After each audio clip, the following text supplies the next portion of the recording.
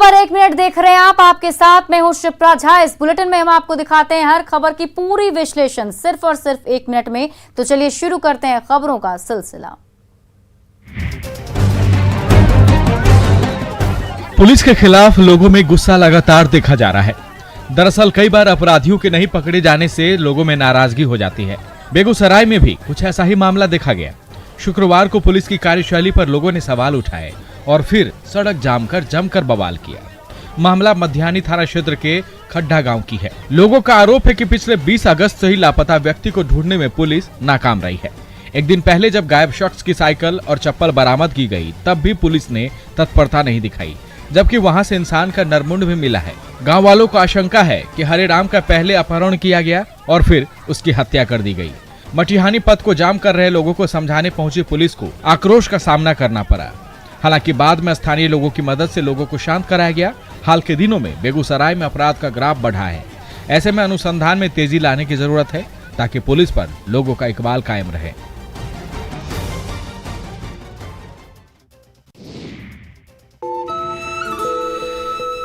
देश के 12 ज्योतिर्लिंगों में से एक रावणिकेश्वर बाबा वैद्यनाथ परिसर भी सूना पड़ा है। श्रद्धालुओं का परिसर में जाना मना है और सिर्फ कुछ पुजारी मिल बैठकर पूजा पाठ कर रहे हैं। लेकिन इसका असर सिर्फ मंदिर पर ही नहीं, आसपास के पर्यटन स्थलों पर भी देखा जा रहा है। वहां के पुजारियों के मुताबिक मंदिर के विभिन्न कामों से जुड़े 5000 लोगों का व्यवसाय प्रभावित हो रहा है। शहर के बीचों बीच स्थित मनोरम पर्यटक स्थल नंदन पहाड़ भी इससे अछूता नहीं रहा है। नंदन पहाड़ की सबसे बड़ी खासियत यह है कि यह शहर के नजदीक और मनोरम स्थल होने के साथ साथ एक आस्था का केंद्र भी है। लिहाजा श्रद्धालु और पर्यटक दोनों आते जाते हैं। कोरोना काल में काफी समय तक इन पर्यटक स्थलों को बंद रखा गया। सरकार के आदेश पर अब यह खुल चुका है, लेकिन पर्यटक नहीं रहने के कारण आज भी यहाँ सन्नाटा है। प्रबंधक बताते हैं कि बाबा मंदिर बंद रहने के कारण बाहर से पर्यटक नहीं आ रहे हैं, जिससे पर्यटक स्थल को मेंटेन करने के लिए कठिनाइयों का सामना करना पड़ रहा है। इसके अलावा भूले भटके कुछ पर्यटक पहुंच भी जाते हैं तो उन्हें निराशा हाथ लगती है।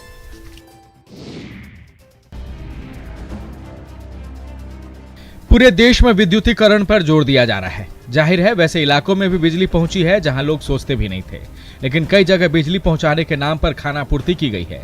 झारखंड के पलामू में भी कुछ ऐसा ही हुआ है, जहां मेदिनीनगर शहर के कई इलाकों में बिजली के तार तान दिए गए हैं, लेकिन ये तार जमीन से इतने नजदीक हैं कि किसी भी व्यक्ति का सर तार की चपेट में आ सकता है। गायत्री नगर के लोगों के द्वारा कई बार इसकी शिकायत बिजली विभाग से की गई, लेकिन अब तक कोई समाधान नहीं निकला है। पूरे इलाके में तार जमीन के पास लटकती दिख रही है। कुछ दिन पहले ही तार की चपेट में आने से एक ट्रैक्टर जलकर खाक हो चुका है। गांव वाले अनहोनी की आशंका से डरे हुए हैं। से बिजली का तार इतना नीचे है कि लगता है कि रोड पे आदमी खड़ा होगा तो आदमी सड़ जाएगा। इससे कई बार दुर्घटना हो चुका है। फिलहाल इलाके में सड़क निर्माण का काम हो रहा है, लेकिन तारों की वजह से बड़े वाहन वहां तक नहीं पहुंच पा रहे। जाहिर है इससे निर्माण में लगे कंपनी को भी परेशानी हो रही है।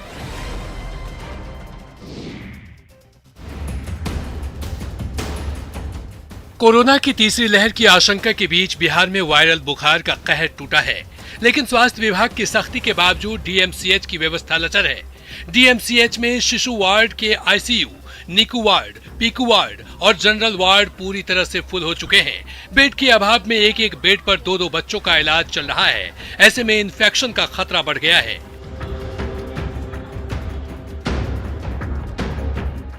दरअसल राजधानी में इन दिनों वायरल फीवर का प्रकोप बढ़ गया है। बुखार का हाल ये है कि मौसमी बुखार जो पहले 2 से 3 दिनों में उतर जाता था, वह 5 से 6 दिनों में उतर रहा है।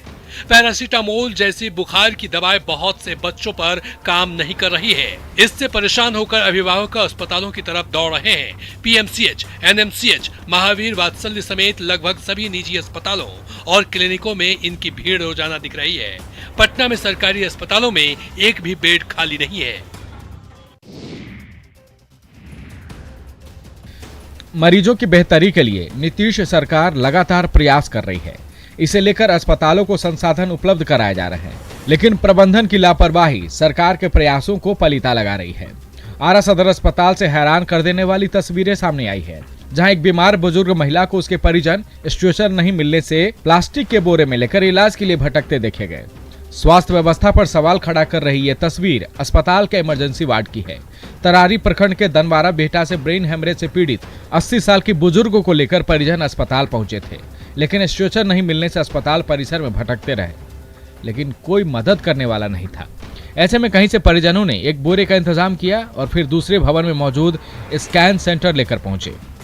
नहीं मिला बहुत देर से खोज रहे थे, नहीं मिला, मजबूरन उठाना के लिए जाना पड़ा। किसी से पूछे थे अभी कैसे? हाँ सर, बहुत लोग स्टाफ से अंदर पूछे। सदर अस्पताल के मैनेजर घटना सामने आने के बाद सफाई देते नजर आए, लेकिन सवाल है कि क्या सफाई से मरीजों को सुविधा मिल जाएगी?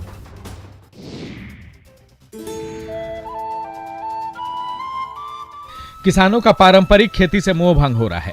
वजह है आधुनिक खेती से ज्यादा मुनाफा। पतरातू प्रखंड के अति सुदूरवर्ती आदिवासी बहुल्य गांव जुमरा के किसान सहजनाथ बेदिया भी उनमें से एक हैं, जिन्होंने परंपरागत खेती को छोड़कर वैज्ञानिक पद्धति से खेती शुरू की है और आर्थिक रूप से आत्मनिर्भर बन गए हैं। सहजनाथ ने अपने गांव में 25 डिसमिल जमीन पर जरबेरा की खेती 2019 से शुरू की। खेती के लिए तत्कालीन रघुवर दास की सरकार ने 90% का अनुदान दिया। खेती पर 7.5 लाख की लागत आई और फिर ट्रेनिंग के बाद खेती में 4 चांद लग गए। आज उसके जरबेरा फूलों की मांग रामगढ़ रांची के बाजारों में बड़े पैमाने पर है। सहजनाथ ने ग्रीन नेट और ड्रिप सिंचाई विधि से जरबेरा की खेती शुरू की। जरबेरा की खेती के साथ साथ सहजनाथ ने 300 गुलाब और 1000 ग्लेडियस के पौधे भी लगाए। ये पौधे भी जरबेरा के साथ साथ बाजारों में बेचने की तैयारी है।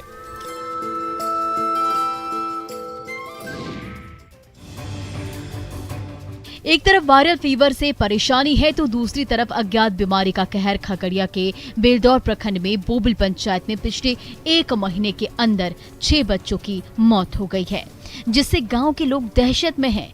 बताया जा रहा कि 22 अगस्त तक 15 दिनों के भीतर में बोबिल पंचायत के अलग अलग गांव में 6 बच्चों की मौत हो गई। परिवार वालों की माने तो अचानक तेज बुखार आया, डॉक्टर के पास मरीज को ले जाया गया, लेकिन 3 दिन में अचानक सभी की मौत हो गई। गाँव वाले समझ नहीं पा रहे हैं कि अचानक हुआ क्या है। हालांकि जानकारी के बाद स्वास्थ्य विभाग की टीम सक्रिय हो गई है। सिविल सर्जन का कहना है कि जांच की जा रही है। जिसको बोलना है वायरल फीवर, उसके चलते नहीं हुआ। कुछ बच्चे एनेमिक थे या और किसी कारण से डेथ हुआ है। टीम गई हुई है और वो जानकारी ले रहा है। हालांकि जो पारंपरिक जानकारी मिल रही है उसमें मौत की वजह वायरल फीवर नहीं है, तो फिर आखिर मौत कैसे हुई, जांच के बाद ही पता चल पाएगा।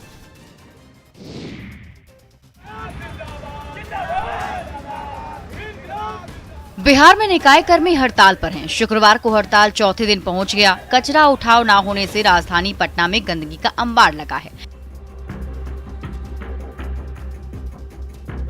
12 सूत्री मांगों को लेकर निकाय कर्मी अड़े हैं और उनका कहना है कि जब तक मांगे नहीं मानी जाती तब तक वो काम पर नहीं लौटेंगे। पटना में नगर विकास विभाग की तरफ से आउटसोर्सिंग के जरिए कचरा का उठाव किया जा रहा है, लेकिन वो नाकाफी साबित हो रहा है। इधर विभाग हड़ताली सफाई कर्मचारियों पर कार्रवाई की तैयारी में। हड़ताल के कारण सड़कों पर कचरे का अंबार लगा है, जिससे बीमारियों का खतरा भी बढ़ गया। कई इलाकों का हाल बेहद खराब है। दरअसल पटना नगर निगम की गाड़ियां गलियों में नहीं घूम रही, गाड़ियां सड़क किनारे खड़ी कर दी गई हैं।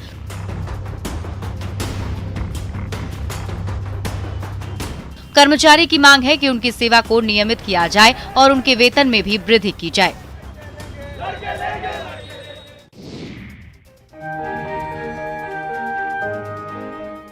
कहते हैं कि प्यार अंधा होता है, अगर ये परवान चढ़ जाए तो फिर किसी की नहीं सुनता। कुछ ऐसा ही सिवान के मैरवा में देखने को मिला। यहाँ एक युवक ने न सिर्फ एक किन्नर से प्यार किया, बल्कि अपने प्रेम को साबित करने के लिए शादी भी की।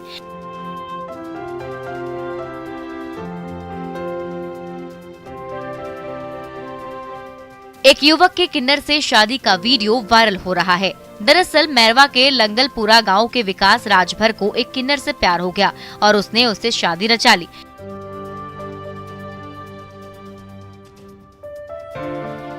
वीडियो खूब सुर्खियां बटोर रहा है। तस्वीरों में आप देख सकते हैं कि कैसे पूरे रीति रिवाज से दोनों ने शादी की। आमतौर पर ये माना जाता है कि किन्नर विवाह नहीं करते। किन्नरों की दुनिया बेहद रहस्यमयी होती है। किन्नरों से जुड़े कुछ रहस्य कभी दुनिया के सामने ही नहीं आते। वो अपने रहस्यों से खुद कभी पर्दा नहीं उठाते, लेकिन सिवान की ये तस्वीरें बताती हैं कुछ भी संभव है। नवादा में पुलिस की बेरहमी का एक वीडियो सोशल मीडिया पर तेजी से वायरल हो रहा है। वायरल वीडियो में कुछ पुलिसकर्मी एक कैदी को बुरी तरह से पीटते नजर आ रहे हैं। ये वीडियो नवादा सदर अस्पताल का है। हालांकि न्यूज 18 इस वायरल वीडियो की पुष्टि नहीं करता, लेकिन आप तस्वीरों में देख सकते हैं कि एक कैदी अस्पताल की बेड से मोटी रस्सी के जरिए बंधा हुआ है और एक मोटा ताजा पुलिसकर्मी घूंसों और केहूनी से ताबड़तोड़ उसकी पिटाई कर रहा है। तभी एक पुलिसकर्मी वहां और आ जाता है और उसे पकड़ने जकड़ने की कोशिश करता है। इसी बीच वो कैदी जब सिर उठाने की कोशिश करता है तो मोटा पुलिस वाला उसकी गर्दन मरोड़ देता है। ऐसा लगता है कि कैदी मानसिक रूप से बीमार है। इसके बावजूद पुलिस वाले लगातार उसकी पिटाई कर रहे हैं, वो भी अस्पताल की बेड पर। हैरानी तो इस बात की है कि अस्पताल के स्टाफ मूक दर्शक बने हुए हैं और कोई उसे बचाने तक नहीं आया। वहाँ ठहाके की आवाज भी सुनाई दे रही है। मुजफ्फरपुर सदर अस्पताल में एक बच्चे की मौत के बाद परिजनों ने हंगामा किया। परिजनों ने डॉक्टर्स पर इलाज में लापरवाही का आरोप लगाया। बच्चे के पिता बालूघाट के रहने वाले हैं। उल्टी दस्त के बाद बच्चे को अस्पताल में भर्ती कराया गया था।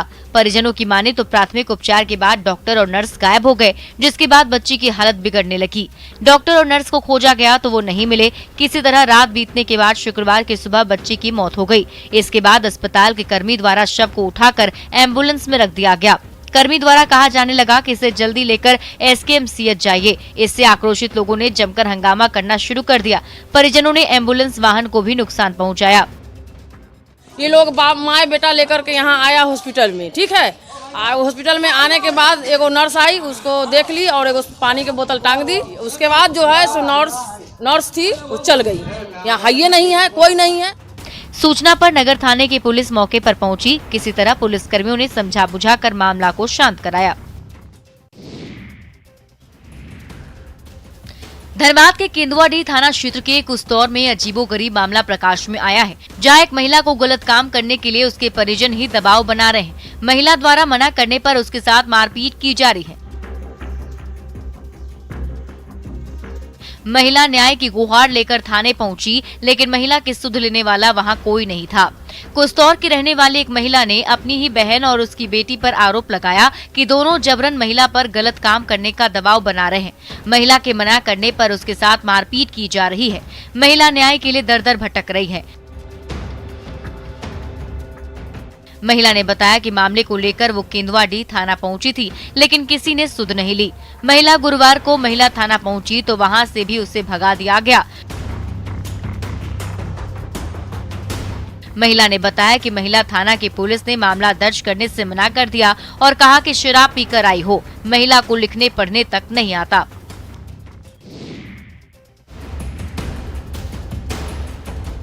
झारखंड में मानव तस्करी कोई नई बात नहीं है। इसमें कई गिरोह काम कर रहे हैं। गिरिडीह के तीसरी प्रखंड में नाबालिग गरीब बच्चों को बरगलाया जा रहा है। काम और उचित दाम का झांसा देकर शोषण करने वाले गिरोह खूब फल फूल रहे हैं। तीसरी में लोकई, चोरनी तरी, मनसाडीह के कई गिरोह हैं जो इस काम में जुटे हैं। तीसरी प्रखंड के डोमासार गांव के 4 नाबालिग बच्चियों को दिल्ली के 4 अलग अलग घरों में घरेलू काम कराया जा रहा था। उन चारों बच्चियों के माता पिता की ओर से चाइल्ड हेल्पलाइन में सूचना देने के बाद सवेरा फाउंडेशन की ओर से सभी को दिल्ली से तीसरी लाया गया। गिरिडीह के CWC ऑफिस में बयान दर्ज कराने के बाद सभी बच्चियों को अभिभावकों को सौंप दिया गया। इन बच्चियों को आधार कार्ड में छेड़छाड़ कर बालिग बताकर दिल्ली ले जाया गया था। इन बच्चियों की तरह कई और हैं जिनका कोई अता पता नहीं है।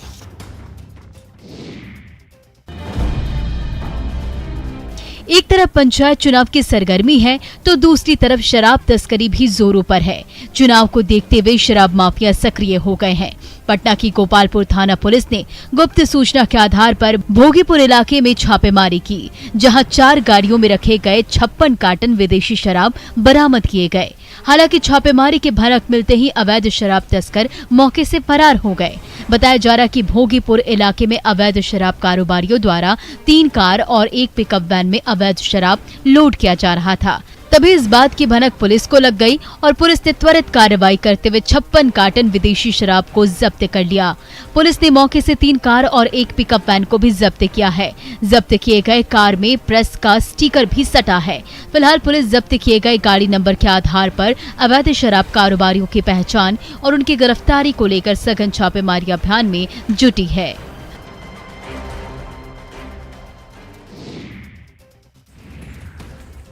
झारखंड के कई जिलों में तेंदुआ पत्ता से बीड़ी निर्माण होता है, लेकिन 2 जिलों साहिबगंज और पाकुड़ के बीड़ी मजदूरों के साथ नाइंसाफी हो रही है। इस पेशे में ज्यादातर इलाके की महिलाएं लगी हैं। एक तरफ जहां उनके कल्याण के लिए कोई सरकारी पहल नहीं हो रही, वहीं उन्हें काफी कम मजदूरी भी मिल रही है। बीड़ी बनाने में दोनों जिलों के करीब 1.5 लाख मजदूर लगे हैं, जिन्हें प्रति 1000 बीड़ी पर 130 रुपए मेहनताना मिलता है। उसमें भी बिचौलिए जबरन अपना हिस्सा काट लेते हैं। दरअसल बीड़ी से जुड़ी सारी कंपनियां बंगाल की हैं, जिनसे कच्चा माल लेकर बिचौलिए ही लोगों को मुहैया कराते हैं। 20 साल पहले से ही बीड़ी में चलते आ रहा है। ये काम हो रहा है। हाँ। पहले कितना 60 देता था, अब 130 देता है, 35 पहले देता है। तो 60 से भी कम था, अभी 130-40 इस तरह मिलता है। दिन भर में भी किसी के 1000 पूरता नहीं है। इधर डीडीसी ने कम मजदूरी मिलने की शिकायत के बाद जांच कराने का भरोसा दिया, साथ ही बिचौलिया प्रथा को भी समाप्त करने की बात कही। बरौनी कटिहार रेलखंड पर सिरैया गांव के समीप करीब 20 से 30 मीटर दूरी तक रेलवे ट्रैक के नीचे से मिट्टी खिसक जाने से डाउन लाइन पर आवागमन सोमवार की रात करीब 9 बजे से पूरी तरह अवरुद्ध हो गया है। करीब 2-2.5 फीट मिट्टी खिसक जाने से ट्रैक धंस गया और बिजली के तार के लिए लगे पोल झुक गए।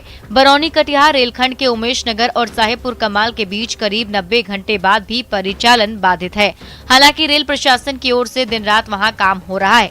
जल्द से जल्द परिचालन बहाल करने का प्रयास किया जा रहा है, लेकिन अनुमान लगाया जा रहा है कि अभी 1-2 दिनों तक और परेशानियों से गुजरना पड़ेगा।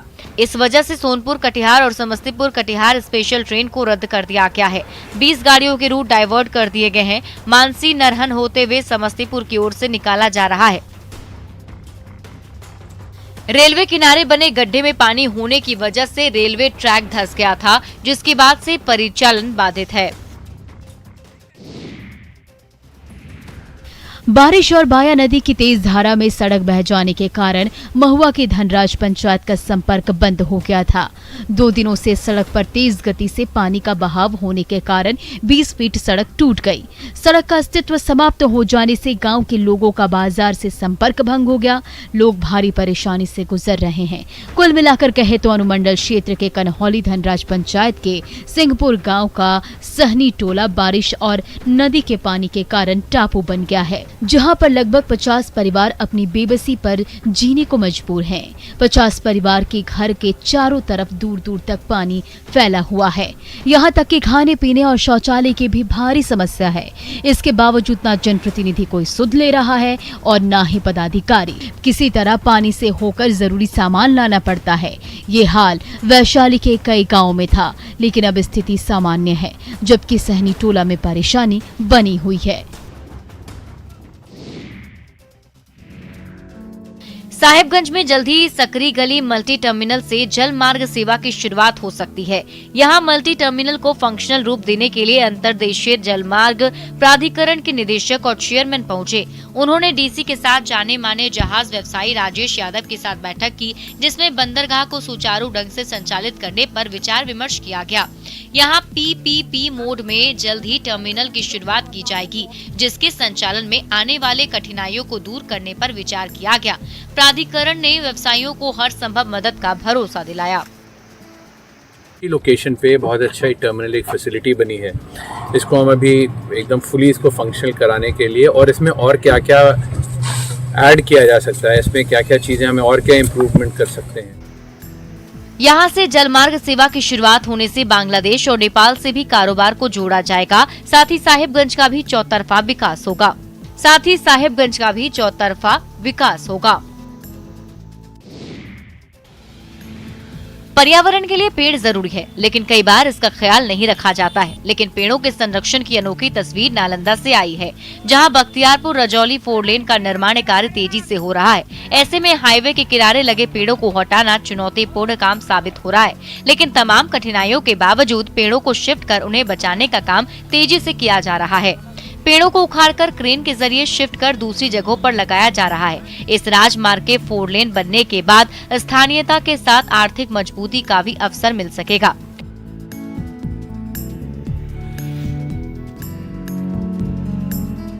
सड़क बनने के बाद रोजगार की भरपूर संभावनाएं प्राप्त होंगी। आज जो जमीनें खेतीहर हैं, वो व्यावसायिक मूल्य की हो जाएंगी, जो भूमि धारकों को सीधा ही लाभ पहुंचाएगा। जबकि इन भूमि पर होटल, रेस्टोरेंट समेत अन्य हॉस्पिटैलिटी सेवाओं की स्थापना का अवसर पैदा होगा। लेकिन फिलहाल पेड़ों को बचाने की कोशिश की जा रही है, ताकि पर्यावरण को भी बचाया जा सके।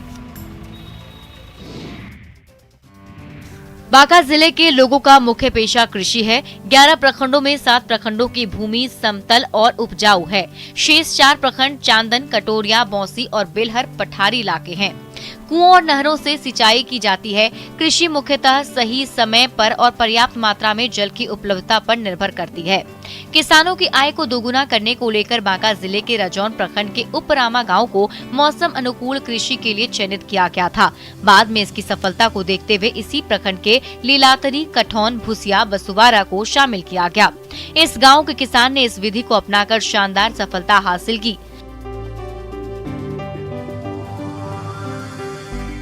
मौसम अनुकूल कृषि एक नवीन दृष्टिकोण है, जिसके तहत जलवायु परिवर्तन के साथ कृषि अनुकूलन को बनाए रखते हुए फसल और पशुधन उत्पादन किया जाता है। इसके जरिए दीर्घकालिक उच्च उत्पादकता और कृषि आय प्राप्त करने के लिए मौजूदा प्राकृतिक संसाधनों का उपयोग किया जाता है। और फिलहाल इस बुलेटिन में अभी के लिए बस इतना ही, लेकिन न्यूज़ 18 बिहार झारखंड पर खबरों का सिलसिला लगातार जारी है।